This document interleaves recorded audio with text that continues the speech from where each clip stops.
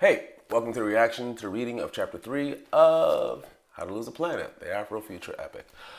So, a couple things about Chapter 3 that I like personally. I like the mirror. I like the mirror because of the story about the mirror in the sense that a classmate told me, yeah, your story doesn't feel enough like sci-fi, it doesn't have enough details. And I thought it was a really strong critique. And so I remember going home that night and coming up with the mirror and then later on deciding the mirror can't just be a cool thing in his prison cell. It has to help advance Kato's character. So I just like the mirror because of the story behind the mirror. I like the samosas because my mom makes incredible samosas and I'm going to bring that up every chance I get. Anything else? I talked about Vector in an earlier video. I talked about my love for Star Wars and how I wanted a dogfighting scene in space, even though there will be no actual dogfighting scene in this space because there is no atmosphere in this universe. I'm very proud of that. And oh yeah, I don't know. Just rereading the chapter, I realized how much of it was actually sourced from my actual experience in prison. Because when I first went in, for the first week, we were in segregation because you got to make sure you don't have the plague or something like that that could spread throughout the entire prison. So going through all that medical stuff, they just isolate you for a while. And I don't know, that's an interesting experience, just being alone in a cell, like just me and a bunch of books for a week. That was bad. That was a bad experience.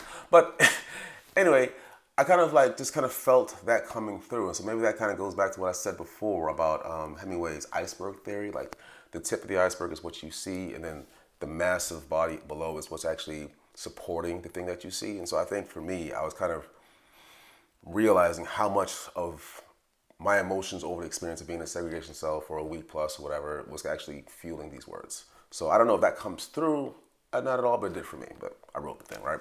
So in earlier videos, I talked about how I used the inciting incident in the first chapter partly for industry reasons because agents were looking for stories with a splashy opening, and how in the first chapter you get the what, where, when, how, and who of the inciting incident, those details, right? But you don't get the why. And I saved that for chapter 4, a little bit of chapter 5 as further motivation for a reader to keep reading, which is kind of, something you always want to keep in mind. Like, what is my reader's motivation to turn this page again and again and again to the next chapter? Why would they want to go to the next chapter? Why the next chapter? Thus and so. So there's that, right? So then another backstory. I've gone through several iterations of this book, right? And I've had some friends read it, and one of the most consistent critiques I got was they couldn't understand the story. Like there was just something about it that was off, but nobody had any really specific, concrete points they could point to or whatever. So one day I decided I wanted to write a screenplay. I go to the library and I get a book on how to write a screenplay. I wish I remember the books. I thought it was great. And the woman, the author, she writes about the three-act structure, but she writes about it in a way that made sense. But it just clicked. She said, it's not that this is the way you tell a story. It's that this is probably the most culturally relevant way to tell a story in this part of the world, because we've been absorbing three-act structure stories most of our lives, whether we knew it or not. And so you have the benefit of familiarity. Is that how you say that word? I don't know. It's been a long day. Anyway, the familiar thing actually deepens the connection between your audience and your story, So that's why it's actually a really useful thing. I'm not saying you have to do it, but that's the reason why you might want to, because it's something that is familiar and there's a closeness there. And it's also, familiar things are comfortable things, And so you want your audience to be comfortable with your story. So I chose the 12 sequence 3-act structure. There's 3-act structures of 27 sequences, 16 sequences. I chose 12 because 12 is fewer than 27 and I want to make my life easier. And so the second sequence is where we are introduced to the antagonist and the protagonist, and also you get flashbacks and you get some insight into the protagonist's state of mind, right? So chapter 2, chapter 3, we do get introduced to Kato in the first chapter, but we do get to learn more about him in chapter 2 and chapter 3, which is kind of like furthering the protagonist. The antagonist part is really interesting. So another Star Wars reference, there's going to be a lot of those. To my mind, Darth Vader is not the antagonist of Star Wars, nor is the Emperor. Some might say the Emperor, but I don't think so. I think the dark side of the Force is the antagonist, because all the antagonist is the opposing force for the hero of the story. For example, say I want to walk across the room, right? That's the story. But there's this gust of wind pushing against me, making it hard for me to walk across the room.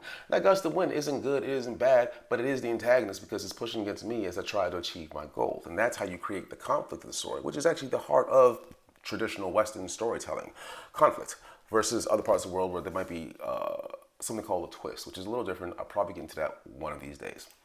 Anyway, so with chapter 2 and chapter 3, it kind of reminds me of this class I taught where we would read a short story and then we just talk about what the short story meant. And if you put 12 people in a room with one story, you're going to get 12 interpretations of that story, like 12 different interpretations, which I find incredible. That was one of my favorite classes.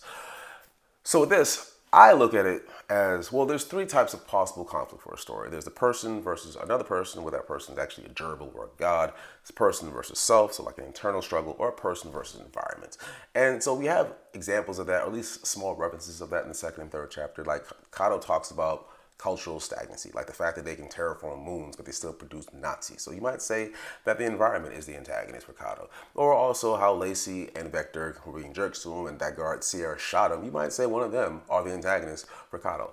I consider Kato to be the antagonist for Kato, I definitely reference that or allude to that more in further chapters or later chapters, but how I try to illustrate that specifically in these two chapters is through the brainstorms. So it's kind of like the psychological reaction to painful moments in his past. And I really try with the brainstorm in chapter 3, where Moses punches him in his chest.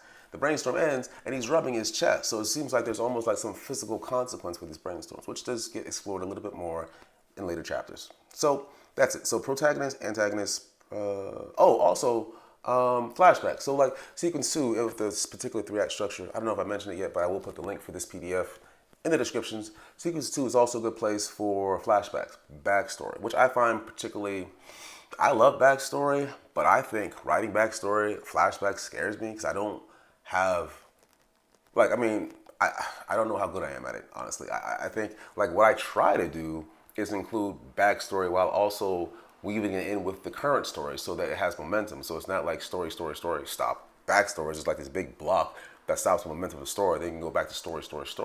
I want to keep the reader turning the pages, so I want to maintain that flow the best I can. So, but chapter 2 and chapter 3 does have a good amount of backstory and flashbacks for further context so that the things that happen later on make sense. So that's that. So those are my thoughts about chapter 3 and also where we are so far up in How to Lose a Planet, the Average Future Addict. But what's my last thing? Oh, right, storytelling tip. Learn to take breaks, like rest. Like don't work yourself to death. Go out, have some fun. Remember to eat. True story, I actually sometimes can get so locked in on working on something, I forget to eat, which is crazy to me. But that does happen more often than one might think. So yeah, man, take care of yourself. Like have some fun and don't work all the time. Also, just from a creative aspect, taking a break might actually help the creativity. Like I took a break from making these videos to go cook some food and while I was doing that, I was trying to figure out what I'm gonna say in this video, and it helped, just kind of like giving your brain, how can I put it? You remember how I said earlier, like telling a story is part creation, part discovery? So when I was cooking the food, I was just like allowing my brain to discover what I'm gonna say to you right now. And I'm done. Deuces.